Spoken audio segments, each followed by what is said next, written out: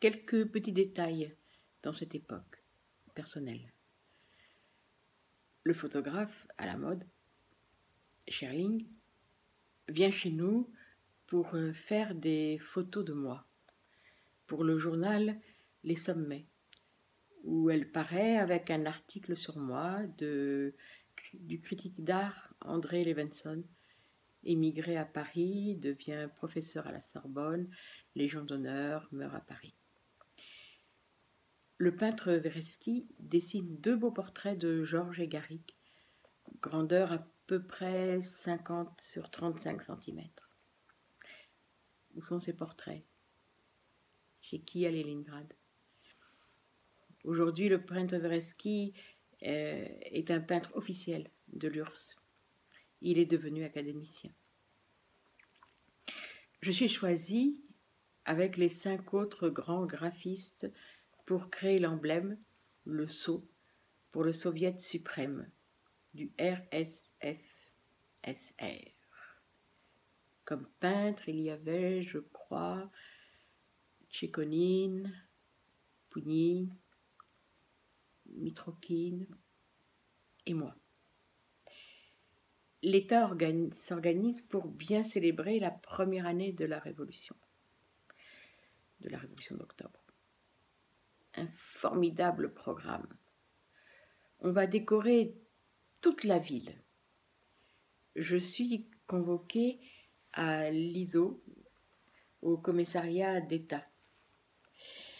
L'ISO, c'est le département des beaux-arts, au commissariat pour l'éducation du pays, où on distribuait les différents quartiers de Leningrad aux divers peintres. On me confie les usines baltiques de construction navale, puisque l'usine se trouve pas loin de mon domicile. Je n'ai qu'à traverser l'énorme terrain vague derrière notre maison pour arriver à l'usine. Pas mal du tout ce boulot. Cela m'amuse énormément. Le centre de distribution de matériel me donne tout ce que je commande.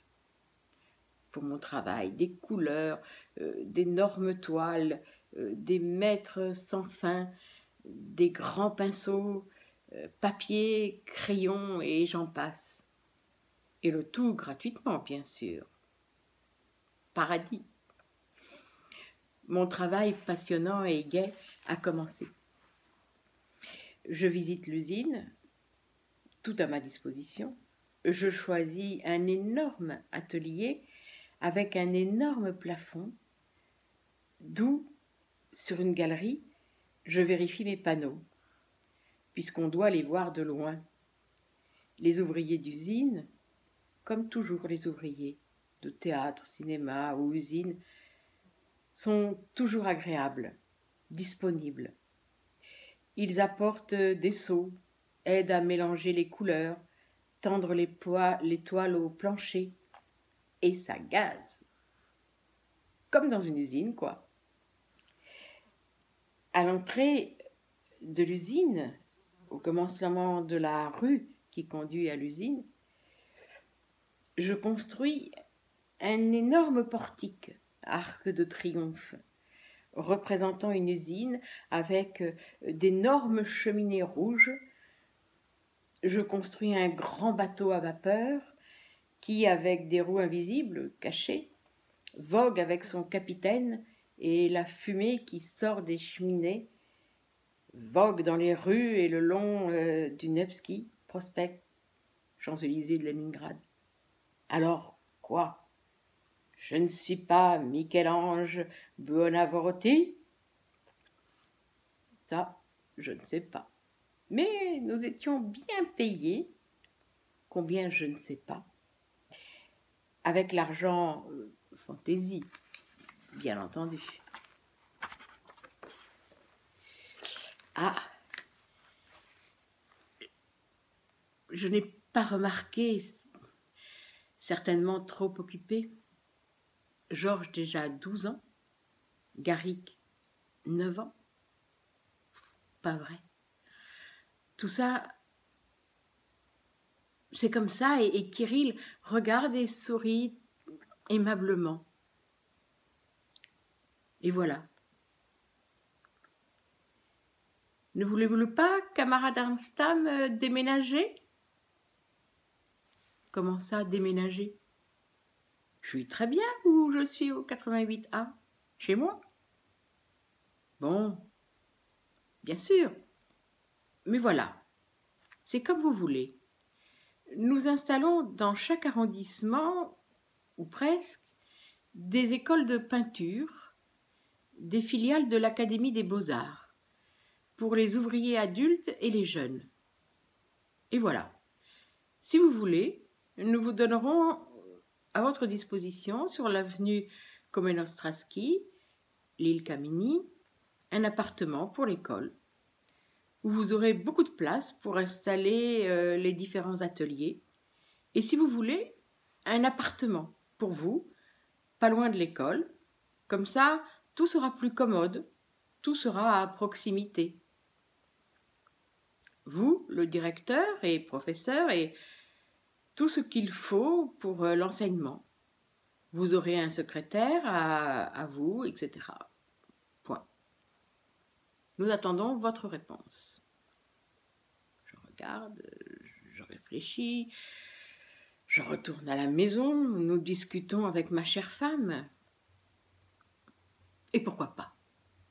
Le lendemain, je donne ma réponse. D'accord. Un peu regrettable de quitter notre charmant et agréable 88A. Mais que voulez-vous? C'est le fatum. Ah, les rails prennent une autre direction. Ils se croisent. Le son de tac, trac, tac change, mais ça roule quand même. Pas mal. Oui. Au commissariat, bon, voilà le camarade, les clés, visitez l'appartement au Kamenin Vostrovski, je crois que c'était au 28. Et donnez-nous votre réponse. Pas mal. Pas mal. Très grande antichambre, 5 portes. À droite, bon, ici sera le théâtre pour Georges et Garrick. Une grande chambre de débarras. Ici, nous mettrons notre téléphone, les vêtements et beaucoup de choses. Pas mal. À gauche, une grande pièce. Ici, piano. Une petite porte, lavabo. L'eau chaude et froide. Ah, c'est magnifique, une très grande pièce, 2 fenêtres. Ici, au milieu, ma table de travail et tous les meubles comme au 88A. Ah, pas mal, la salle à manger, 2 fenêtres sur un mur ovale, dans un mur ovale. Très joli. Et aussi, regardez, un garde-manger. Couloir spacieux. Ici, notre chambre à coucher. Plus loin, chambre pour Kirill et sa gnagna, bonne enfant. Une vieille personne sympathique, myope et avec de très belles dents. Ici, la chambre pour les garçons. Petite porte, lavabo. Allons voir l'autre couloir. WC dans le couloir, lavabo, salle de bain, cuisine, grande chambre de bonne. 2 entrées, l'escalier de service. Vous n'êtes pas fatigué, non, de cette visite? Mais je crois c'est bien. Plus tard, Garrick fera du sport maison, sur mon vélo. Antichambre, piano, ma pièce, salle à manger, antichambre, et ainsi de suite. Comme un Tour de France, quoi. Et ça repart. Bruit des rails. Comment se produisit le déménagement du 88A au nouveau domicile? Aucune mémoire. Étrange quand même. Rideau. Par quels moyens? Qui étaient les déménageurs? Peut-être tout avait été fait par le commissariat? Les meubles? Nous? c'est fantastique, rien. Bon, aucune importance. Les rails rétablis, réglés, c'est trop dire, mais ça allait. L'appartement, électricité, gaz, tout gratuit. L'alimentation par des cartes, pas beaucoup, mais ça allait. Tant de pain noir, peu, par personne. Tant de harensorts, tant de cigarettes, savon, pas beaucoup, savon ordinaire. Vêtements par personne une fois. Mais bien sûr, il y aurait beaucoup de choses à raconter, mais une autre fois. Et l'argent, à quoi ça servait? Ah, l'argent servait pour le marché noir.